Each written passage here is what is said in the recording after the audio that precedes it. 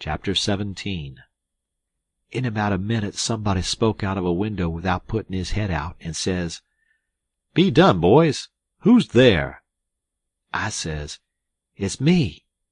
"Who's me?" "George Jackson, sir." "What do you want?" "I don't want nothing, sir. I only want to go along by, but the dogs won't let me." "What are you prowling around here this time of night for, hey?" "I warn't prowling around, sir. I fell overboard off of the steamboat." "Oh, you did you? Strike a light there, somebody. What did you say your name was?" "George Jackson, sir. I'm only a boy." "Look here, if you're telling the truth you needn't be afraid. Nobody'll hurt you. But don't try to budge. Stand right where you are. Rouse out Bob and Tom, some of you, and fetch the guns. George Jackson, is there anybody with you?" "No, sir, nobody." I heard the people stirring around in the house now, and see a light. The man sung out, "Snatch that light away, Betsy, you old fool. Ain't you got any sense? Put it on the floor behind the front door. Bob, if you and Tom are ready, take your places." "All ready." "Now, George Jackson, do you know the Shepherdsons?" "No, sir. I never heard of them." "Well, that may be so, and it mayn't. Now, all ready. Step forward, George Jackson. And mind, don't you hurry. Come mighty slow. If there's anybody with you, let him keep back. If he shows himself, he'll be shot. Come along now. Come slow. Push the door open yourself, just enough to squeeze in, do you hear?" I didn't hurry. I couldn't if I wanted to. I took one slow step at a time, and there warn't a sound, only I thought I could hear my heart. The dogs were as still as the humans, but they followed a little behind me. When I got to the 3 log doorsteps I heard them unlocking and unbarring and unbolting. I put my hand on the door and pushed it a little more, till somebody said, "There, that's enough. Put your head in." I done it, but I judged they would take it off.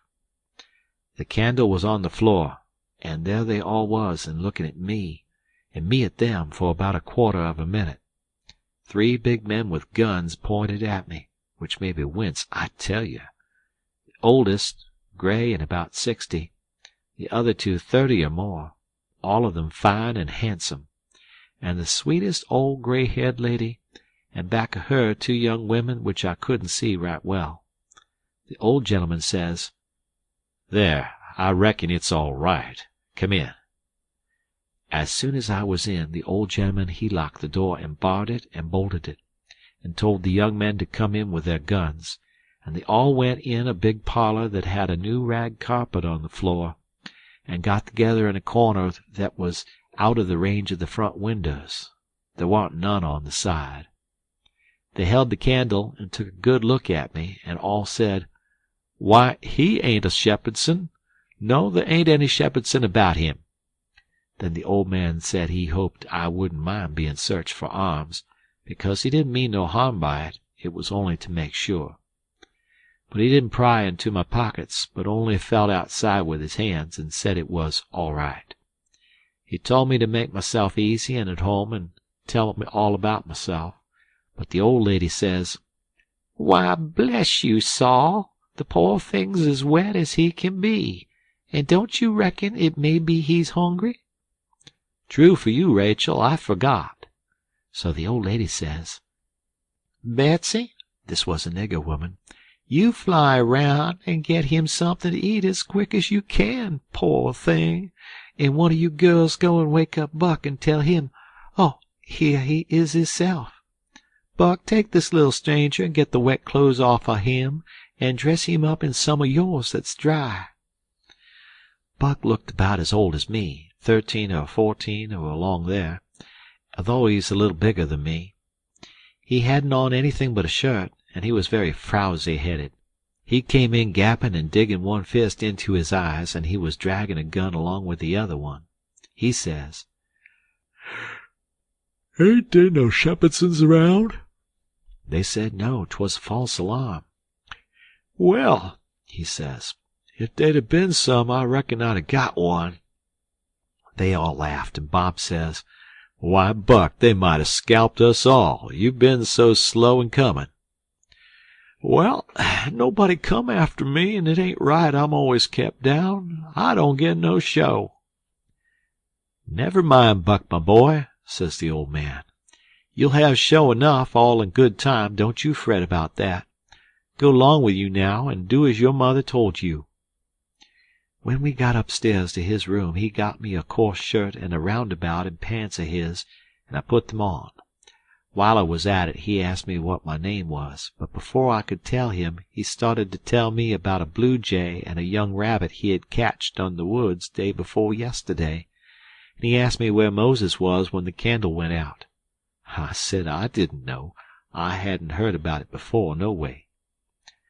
"Well, guess," he says. "How am I going to guess," says I, "when I never heard tell of it before?" "But you can guess, can't you? It's just as easy."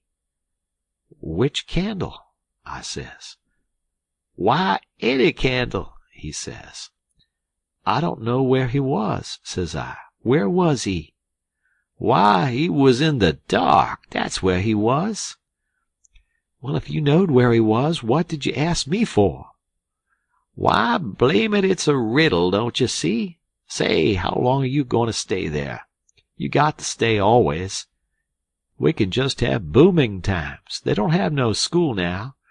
Do you own a dog? I got a dog. He'll go in the river and bring out chips that you throw in.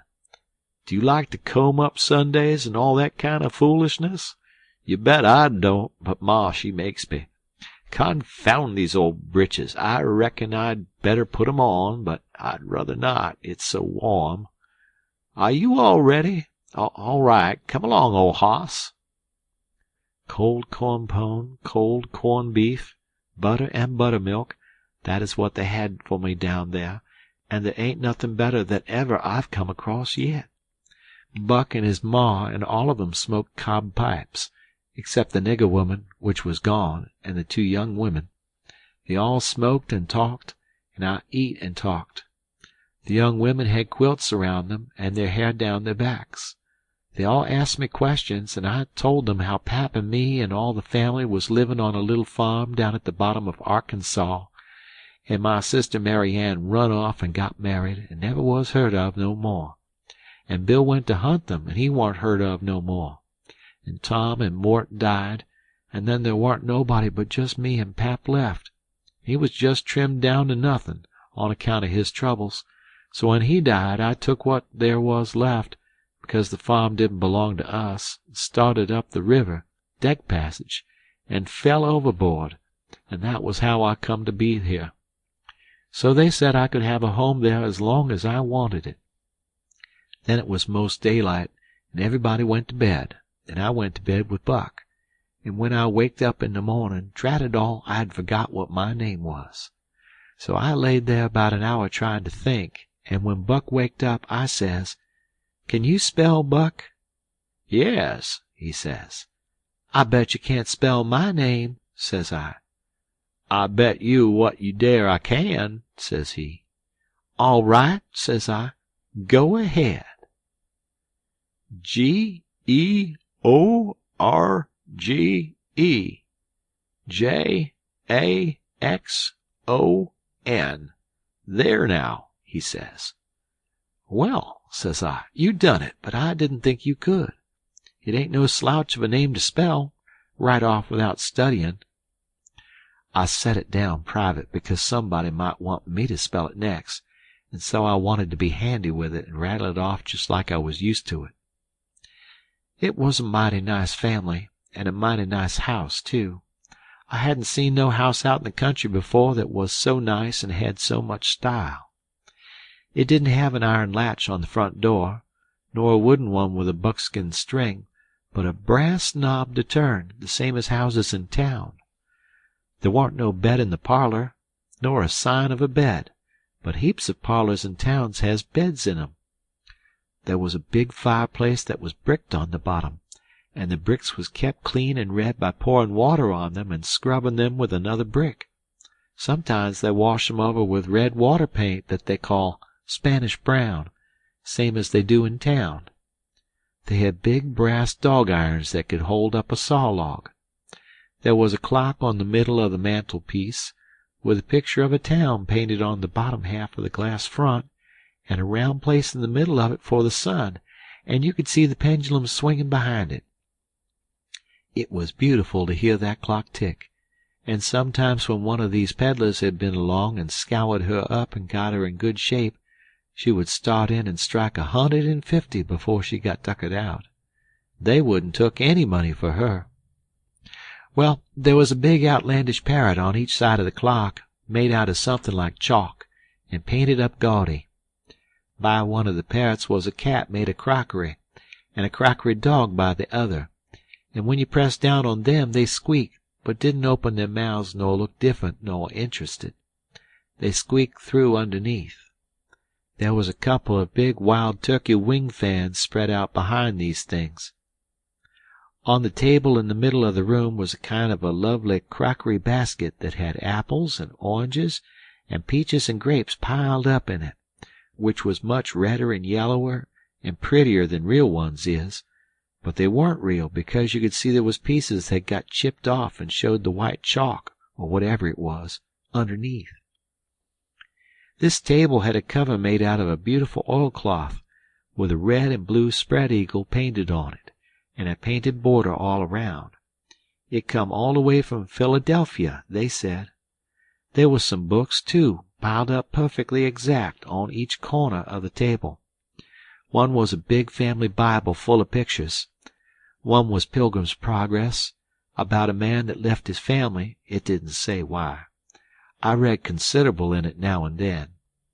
The statements was interesting but tough. Another was Friendship's Offering, full of beautiful stuff and poetry, but I didn't read the poetry. Another was Henry Clay's Speeches, and another was Dr. Gunn's Family Medicine, which told you all about what to do if a body was sick or dead.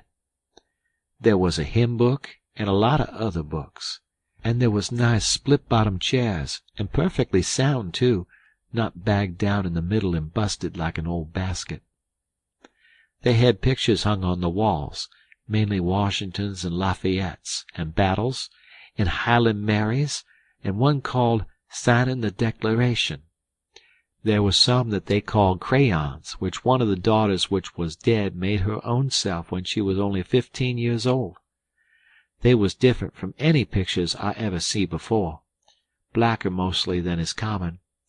One was a woman in a slim black dress, belted small under the armpits, with bulges like a cabbage in the middle of the sleeves, and a large black scoop-shovel bonnet with a black veil, and white slim ankles crossed about with black tape, and very wee black slippers, like a chisel, and she was leaning pensive on a tombstone on her right elbow, under a weeping willow, and her other hand hanging down her side holding a white handkerchief and a reticule, and underneath the picture it said, "Shall I never see thee more, alas?"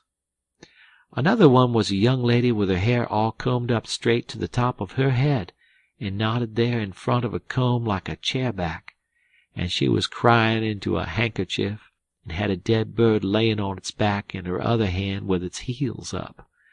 And underneath the picture it said, "I shall never hear thy sweet chirrup more, alas." And there was one where a young lady was at a window looking up at the moon, and tears running down her cheeks, and she had an open letter in one hand with black sealing wax showing on one edge of it, and she was mashing a locket with a chain to it against her mouth, and underneath the picture it said, "And art thou gone? Yes, thou art gone, alas." And these was all nice pictures, I reckon, but I didn't somehow seem to take to them, because if ever I was down a little they always give me the fantods. Everybody was sorry she died, because she had laid out a lot more of these pictures to do, and a body could see by what she had done what they had lost. But I reckoned that with her disposition she was having a better time in the graveyard. She was at work on what they said was her greatest picture when she took sick, and every day and every night it was her prayer to be allowed to live till she got it done, but she never got the chance. It was a picture of a young woman in a long white gown, standing on the rail of a bridge all ready to jump off, with her hair all down her back, and looking up to the moon, and with the tears running down her face, and she had 2 arms folded across her breast, and 2 arms stretched out in front, and 2 more reaching up towards the moon, and the idea was to see which pair would look best, and then scratch out all the other arms. But, as I was saying, she died before she got her mind made up, and now they kept this picture over the head of the bed in her room, and every time her birthday come they hung flowers on it. Other times it was hid with a little curtain. The young woman in the picture had a kind of a nice, sweet face, but there was so many arms it made her look too spidery, seemed to me. This young girl kept a scrapbook while she was alive, and used to paste obituaries and accidents and cases of patient suffering in it out of the Presbyterian Observer, and write poetry after them out of her own head. It was very good poetry. This is what she wrote down about a boy by the name of Stephen Dowling Botts that fell down a well and was drowned. Ode to Stephen Dowling Botts, deceased. And did young Stephen sicken? And did young Stephen die? And did the sad hearts thicken? And did the mourners cry? No, such was not the face of young Stephen Dowling Botts, though sad hearts round him thickened. 'Twas not from sickness shots. No whooping cough did rack his frame, nor measles drear with spots. Not these impaired the sacred name of Stephen Dowling Botts. Despised love struck not with woe that head of curly knots, nor stomach troubles laid him low, young Stephen Dowling Botts. Oh no, then list with tearful eye, whilst I his fate do tell. His soul did from this cold world fly, by falling down a well. They got him out and emptied him. Alas, it was too late. His spirit was gone for to sport aloft in the realms of the good and great. If Emmeline Grangerford could make poetry like that before she was 14, there ain't no telling what she could have done by and by. Buck said she could rattle off poetry like nothing. She didn't ever have to stop to think.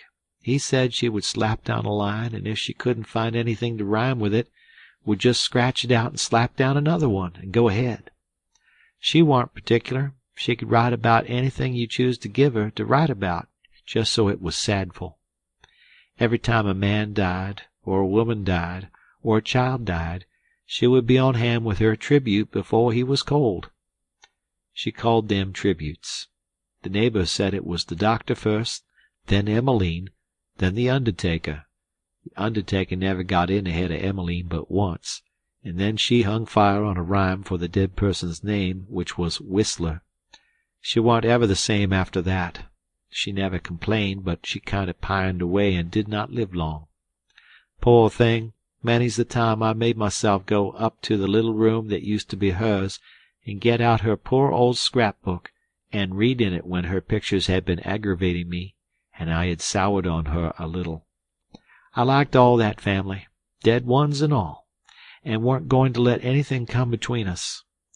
Poor Emmeline made poetry about all the dead people when she was alive, and it didn't seem right that there warn't nobody to make some about her now she was gone.